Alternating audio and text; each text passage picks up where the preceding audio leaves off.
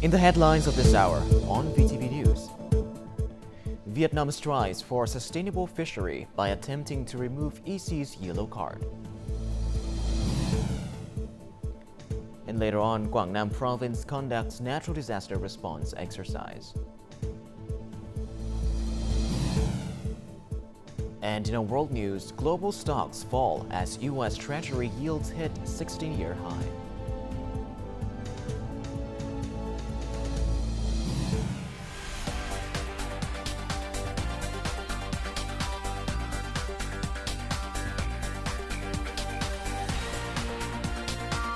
Broadcasting from Hanoi, the capital of Vietnam. VTV News starts right now. Good afternoon. It is currently 3 p.m. local time, and you're tuning into 30 minutes of VTV News. I'm Dylan Lele with the latest updates. Now, Prime Minister Phạm Minh Chính has recently signed a decision to establish a steering committee tasked with formulating investment policies for the North-South High-Speed Railway and other national rail projects. The main responsibility of the steering committee is to oversee the successful implementation of Conclusion number 49 of the Politburo, which pertains to the investment in a North-South High-Speed Railway project. This includes addressing important issues related to the project, promptly reporting any difficulties, proposing solutions to competent authorities for consideration, and seeking expert advice throughout the implementation process. The Ministry of Transport has been assigned as the standing agency of the steering committee, with Deputy Prime Minister Trần Hồng Hà serving as its head.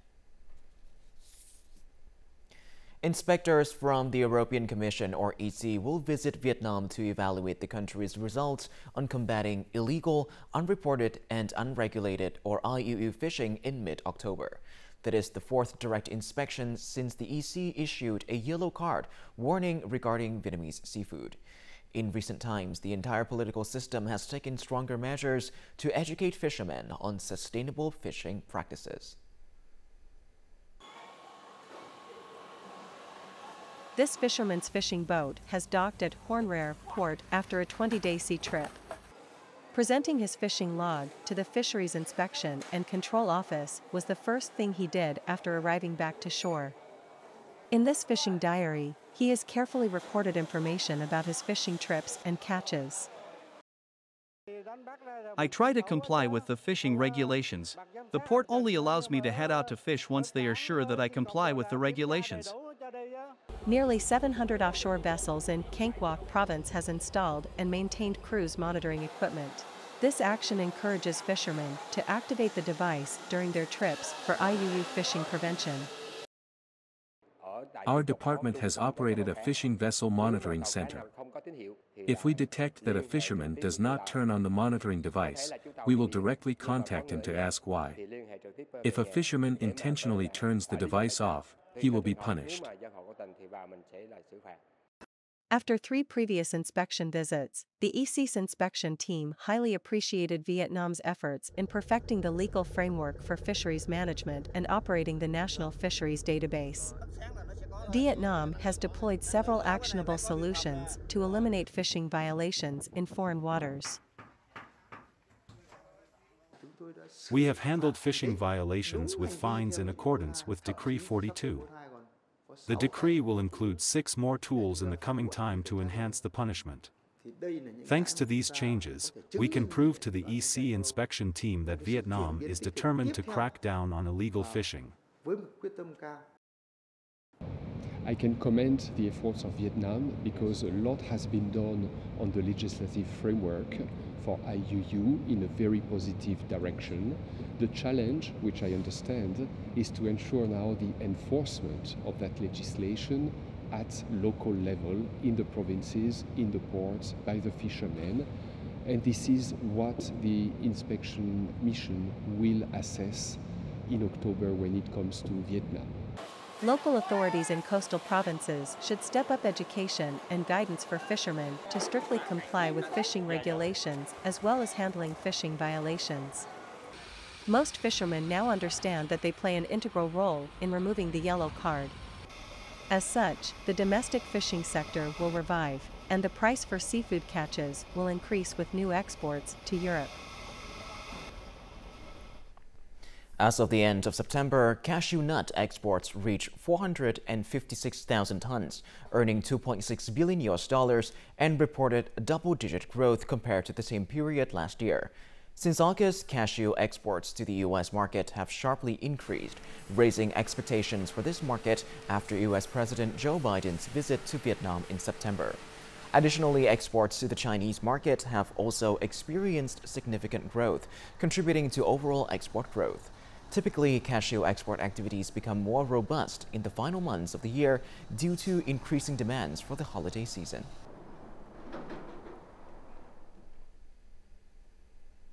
Dragon fruit used to be one of Vietnam's billion-dollar export products. However, the export value of this fruit has gradually decreased over the past 3 years. In the first 8 months of 2023, the export value of dragon fruits reached $450 million, which is a 4.4% decrease compared to the same period last year. One of the main factors contributing to the decline of this billion-dollar industry is the Chinese market. China's development of large-scale dragon fruit plantations is the primary reason for this decrease.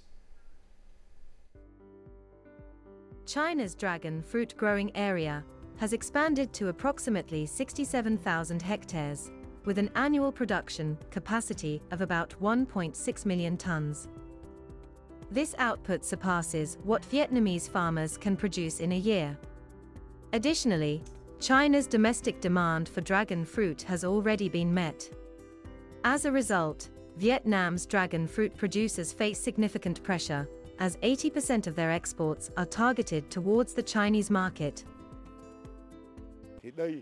This is a huge difficulty and challenge for Vietnam's dragon fruit sector. It requires restructuring the entire sector to be effective, sustainable, and highly competitive. The sector needs to review all dragon fruit planting areas and only allow cultivation in localities with the most suitable soil conditions. It is important to standardize processes, such as growing, harvesting, processing, and packaging, to meet high-quality requirements. This is the key for Vietnamese producers to expand their markets. Unlike Chinese farmers, who can only cultivate dragon fruits from April to September, Vietnamese producers should see this as an opportunity to seize. Producers can apply technologies and plant fruits during the winter. During this time, China faces shortages in the supply of dragon fruits. Additionally, we should also standardize the production process. There have been significant changes in the structure of Vietnam's fruit export activities. In 2021, dragon fruits accounted for 43% of fruit exports, while durians accounted for 7.5%. However, this year, the proportion of dragon fruit has decreased to 17.7%, while durians have risen to 46.9%.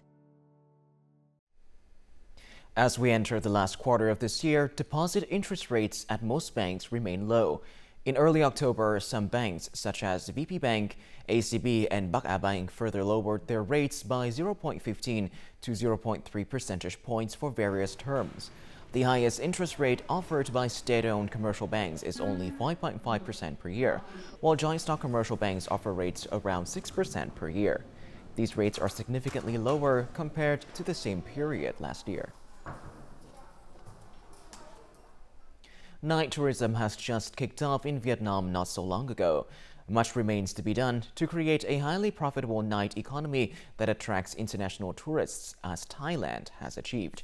Let's look at the following report about the pathway for Vietnam's night economy to truly flourish.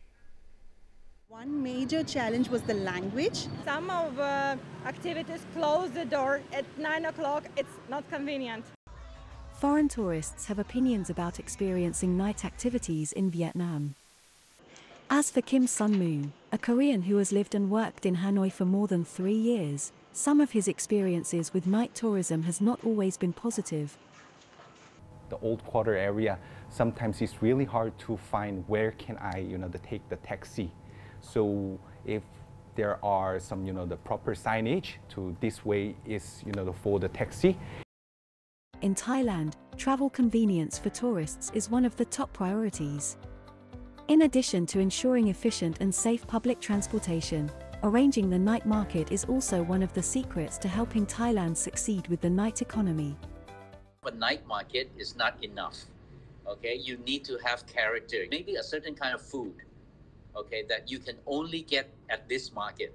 Now I believe Vietnam has the Michelin restaurants, right? For Thailand, we are now in places with Michelin star or appearing in the Michelin guide.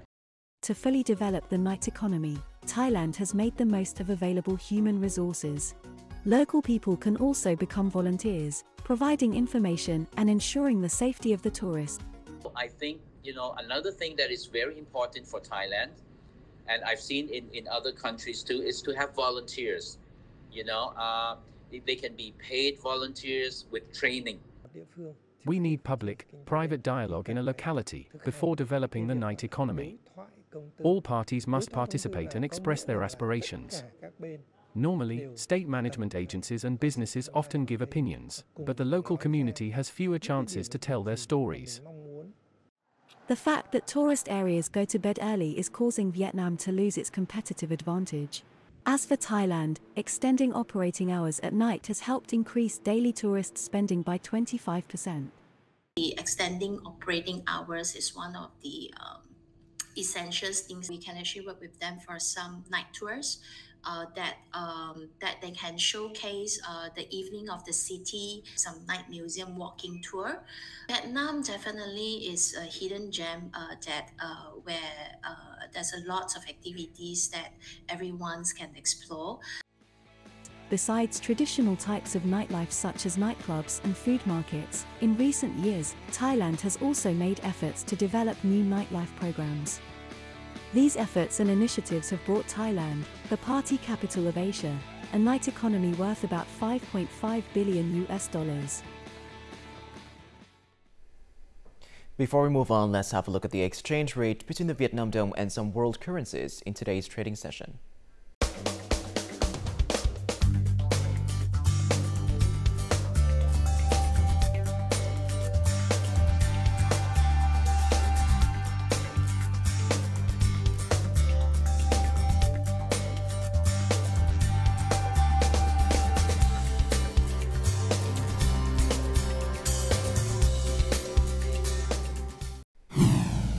Coming up next on VTV News.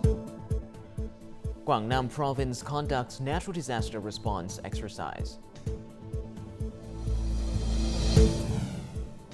And later on, the beauty of Hanoi in the autumn season through beautiful paintings.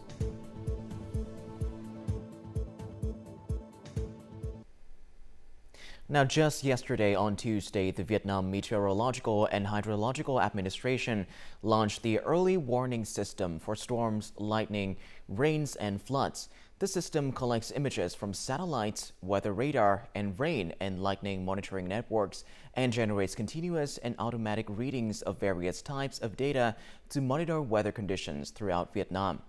The purpose of this system is to provide early information on thunderstorms, lightning, and heavy rain in order to warn of hazardous hydrometeorological phenomena that can have significant impact on humans.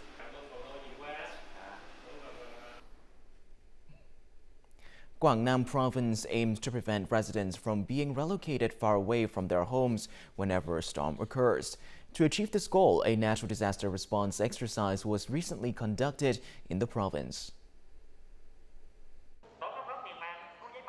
The participants were asked to respond to a hypothetical case that involved the forecast of storm number 5 making landfall on the mainland from Da Nang to Quang Nam, bringing extremely strong winds in the next few days.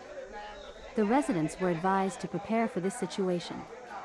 The two main strategies were the operation of the commune mechanism and the assistance of materials. I'm glad to be here to see how the Vietnam disaster impact management to the disaster management. And we have a similar activity to this. Quang Nam currently has 125 kilometers of coastline. This province frequently experiences natural disasters, with more than 5 storms occurring per year. Therefore, it is necessary for the province to conduct response exercises. Over the past 2 years, we have provided support to local residents in constructing storm-resistant houses at their homes. The number of houses built has reached 10,000. Our goal is to prevent the need for relocation during upcoming storm seasons. We are actively raising awareness among residents about how to respond to natural disasters. Making adequate preparations can help minimize losses when natural disasters occur. Conducting pilot exercises will provide residents with valuable experience in responding to such events. Furthermore, these exercises play a vital role in the implementation plan of the province aimed at minimizing damage. October the 4th is World Animal Day. It is an international day dedicated to taking action for animal rights and welfare. Currently, the protection and preservation of forests and wild animals are of utmost importance. In Vietnam, there are special task forces working silently in the old forests to remove wild animal traps. The Trap Removal Patrol team of the Nim Protection Forest continued their mission on a rare sunny day during the rainy season in Lam Dong. Once every 16 days, the team ventures into the forest. All members are locals with a profound understanding of the terrain. They proceed cautiously, as traps can be hidden anywhere. This team has only been established for 4 months. Even though they have only patrolled a small part of the route, they have to deal with various types of traps. This is the noose trap. Besides the clamp trap, they are common in this area. Animals passing by will fall into this trap. When the latch is released, the rope retracts, causing the animal to hang on this trap. Although the patrol team consists of only 5 members, they are dedicated to their mission of protecting the wild animals in the forest. After we established this special team, the hunters became more cautious. As a result, the act of setting traps significantly decreased. Some journeys can often take a long time, lasting even more than a few weeks. We only have 5 brothers, so if one person has any accidents, it would be much more challenging. Currently, Vietnam has 36 forest patrol and protection teams. These teams are a model established to leverage the power of the local community in order to protect and manage the habitat. Hanoi's Municipal People's Council has recently approved an initiative to remove all fencing from Thống Nhất Park. Additionally, the city will allocate $16.4 million to upgrade the park. Thu Lệ Park and Bạch Thảo Park will also undergo renovation and be opened to residents, providing them with unrestricted access to public amenities. At the end of last year, approximately 400 meters of fences were removed from Thống Nhất Park. The 50-hectare green space now allows free entry. As a result, the park has transformed into a public site where residents can exercise. Residents living nearby don't have to travel long distances to work out anymore. We can come to this park instead. I think more young people will come to this park after removing all the fences since it's easier to reach the park now. It is more comfortable because it is no longer confined, like in a cage. Additionally, people do not have to pay for an entrance ticket. This will attract visitors from both nearby and distant locations. All park fences will be removed in the near future to create an open space for the city. In their place, surveillance cameras will be installed to maintain order. It is necessary to strengthen protection efforts and raise awareness among people about the importance of protecting the park for pedestrians. The city will also renovate Bạch Thảo Park and Thu Lệ Park with a total budget of nearly $18 million. Bạch Thảo Park will retain its fences, while certain sections of Thu Lệ Park will be fenceless. Bạch Thảo Park is located in Ngọc Hà Ward, Ba Đinh District, which is a political center. Therefore, removing all the fences in the park will not guarantee security and order. As for Thủ Lệ Park, only certain sections, such as those adjacent to Kim Ma and Nguyễn Văn Ngọc streets, will be opened. The animal areas will still require visitors to purchase tickets. By 2025, Hanoi plans to renovate and upgrade 45 out of its 63 existing parks and gardens. Furthermore, they are urging investors to expedite the construction progress of Pacific other parks. Two multimedia visual art exhibitions called Festival and Flow are currently taking place in Hanoi and Ho Chi Minh City. These exhibitions aim to promote Vietnam's cultural heritage through the use of modern technology and visual art.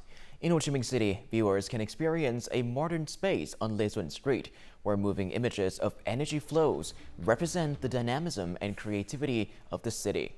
Meanwhile, in Hanoi, the festival exhibition is divided into two parts: the Dragon Festival and the Flag Festival. These exhibitions captivate audiences by showcasing the traditional culture of the capital city using cutting-edge visual technology. Techcombank organized these two exhibitions with the intention of enhancing Vietnam's cultural values by combining modern and large-scale visual technologies. Like a unique flower, Hanoi blossoms and displays its beauty during autumn. The capital city experiences cooler weather during this time, creating a romantic atmosphere throughout. Numerous artists have fallen in love with Hanoi, leading to the creation of many artworks inspired by this affection. Young artists, in particular, have their own methods of cherishing the beauty of Hanoi in the autumn season.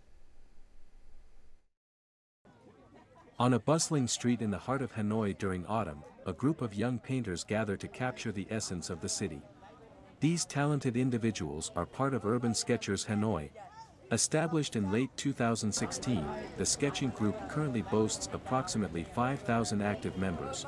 They view the task of capturing every moment of Hanoi as a noble endeavor.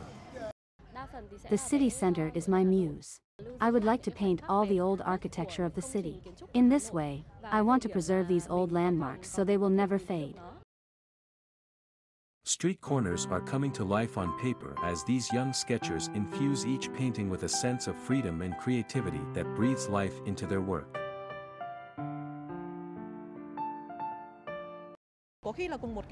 Same topic, but each person has different perspectives. When people express their emotions through paintings and post them online, it is also a way to promote the image of Hanoi. Hanoi in autumn has a unique charm. It is an inspiration for writers, artists, musicians, and poets in their creations. For non-professional artists like us, perhaps we will not be able to capture all the beauty of Hanoi in this lifetime. Urban spaces blend the past and the present, offering diverse, rich, and unique perspectives. Urban Skechers Hanoi is dedicated to showcasing both old and new houses. The heritage of Hanoi is ingrained in the memories of generations of locals, and each individual has their own way of showcasing the beauty of this city to the world. Coming up next in our world news. Global stocks fall as U.S. Treasury yields hit 16-year high. And later on, U.S. House of Representatives vote to remove its leader. Moving on to our world news, global stocks experienced a significant decline on Tuesday and Wednesday due to U.S. Treasury yields reaching their highest levels in 16 years. This increase in yields raised concerns about higher interest rates potentially causing an economic recession. In the U.S. stock market, the Dow Jones Industrial Average has its worst day since March, losing 1.29%. The S&P 500 also slid 1.37%, reaching its lowest level since June, while tech-heavy Nasdaq Composite dropped 1.87%. European stock markets closed lower on Tuesday as investors reacted to gloomy economic data from the region. The regional Stoxx 600 index ended down 1.1%, with all sectors and major bourses in negative territory. Asian markets also experienced a sharp decline on Wednesday, following the Wall Street tumble. Investors focused on the downside of a surprisingly strong job market, which increased the likelihood of high interest rates persisting.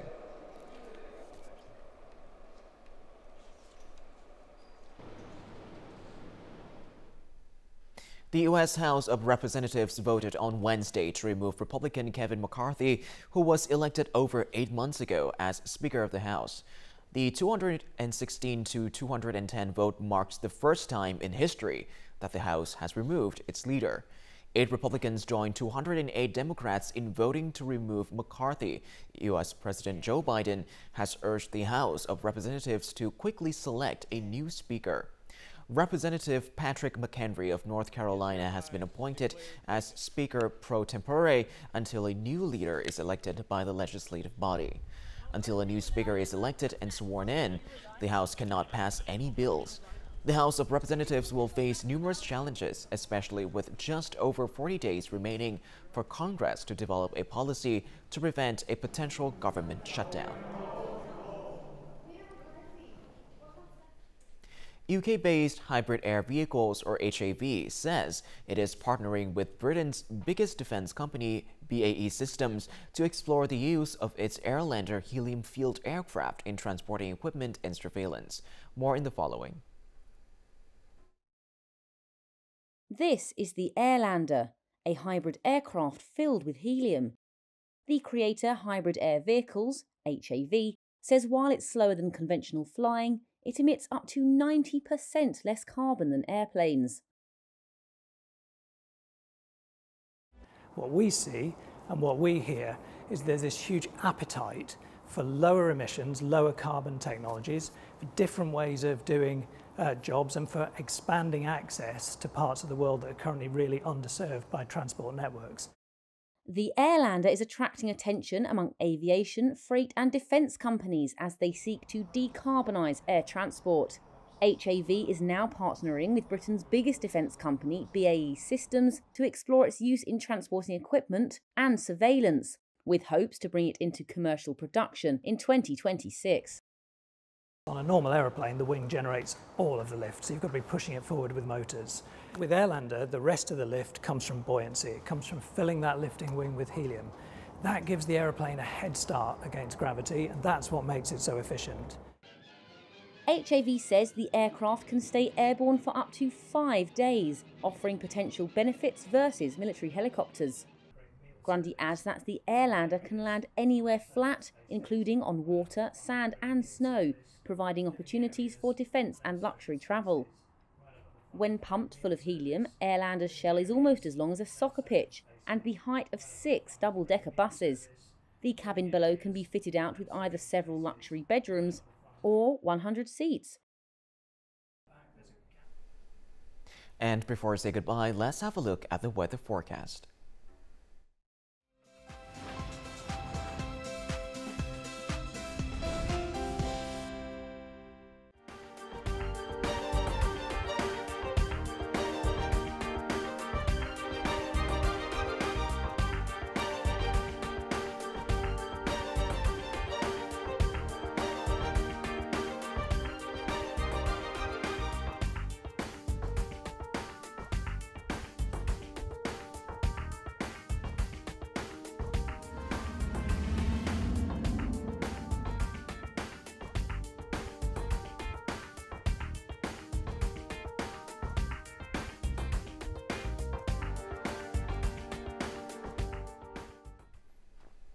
And that is all that we have for this hour on VTV News. To rewatch our program, you can visit our website or YouTube channel or download a mobile app VTVgo for more. Thank you for watching, and goodbye for now.